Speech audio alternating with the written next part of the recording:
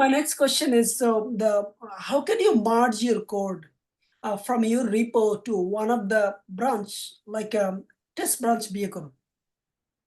Oh, you can also do that. Like you did some of the modification of the code. You did more assertions. You did more API testing. After you finished, we just have to paste this command like git add. Actually, by doing this, you are adding all of the changes that you did to your GitHub. And after that, you have to git commit. And the commit actually means what actually you did in this modification or in this editing that you did. After that, it's a git push. So after doing that, it will give a pull request in your GitHub. And after that, your team lead or your team manager will see the pull request.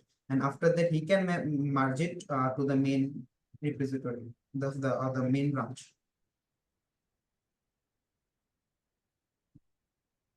Okay, so